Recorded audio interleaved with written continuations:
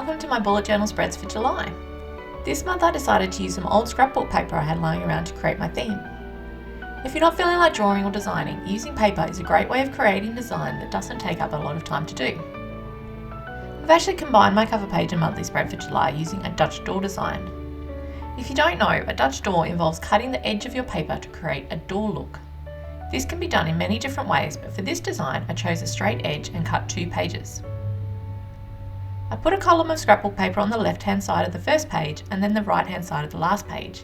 This allows the design to be seen down both sides of the cover page and each of the monthly spreads using the Dutch door.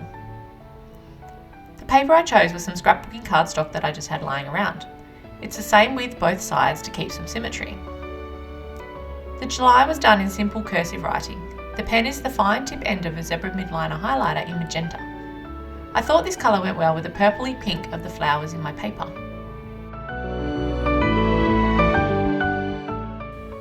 For the monthly spreads, I also kept it pretty simple. Using that same magenta highlighter, I created lines for the day and date. I then used a Scribbles That Matter Fineliner to write in the information.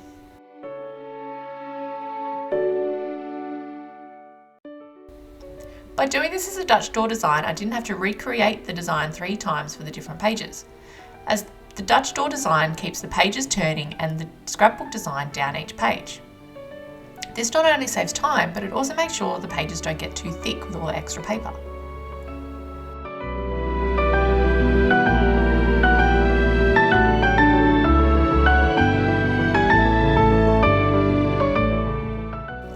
On the last page, I put a small monthly calendar to keep track of the month, and then I added a butterfly sticker that I had lying around on the cover page and also next to my calendar, just for a little bit extra.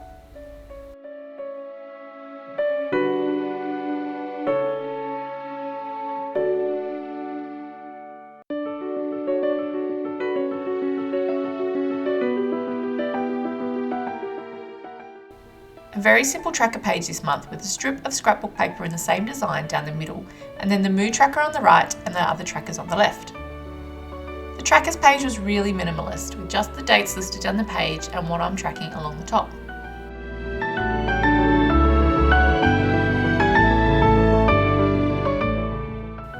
For the mood tracker, I decided to go a bit more adventurous and went with a bookshelf, with a book for each day. This was done using a Primrosia dual tip marker and the Tombow dual tip calligraphy pen. I used the grey side of this pen for the books.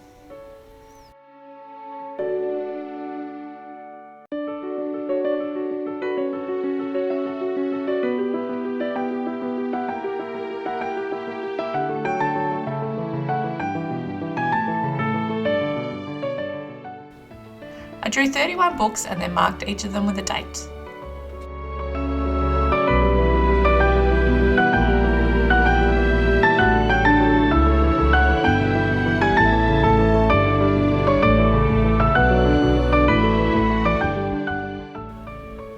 I also added a little pop plant for a bit of colour flare.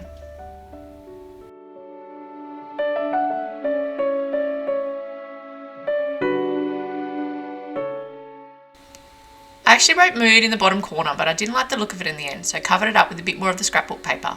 This is a simple fix.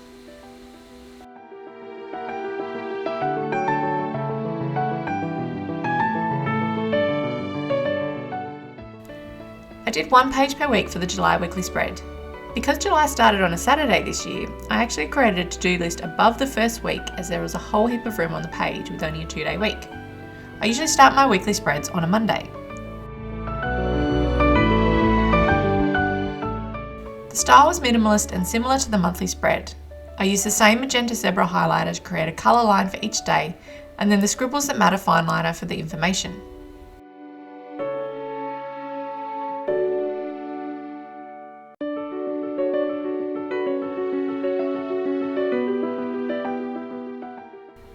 Using some of the same scrapbook paper, I added it to the top of the first page of the weekly spreads and then the bottom of the last week. This adds both colour and consistency of the theme, but other than that, there is really no extra bling, and it's just about creating a minimal spread designed to see what I'm doing this month.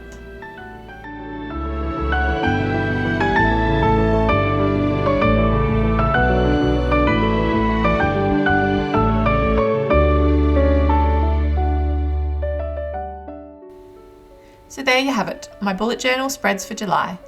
This sort of design is great for when you don't have much time to do your spreads, you're after a minimalist look while still having some prettiness, or you just like scrapbooking. Let me know what you think.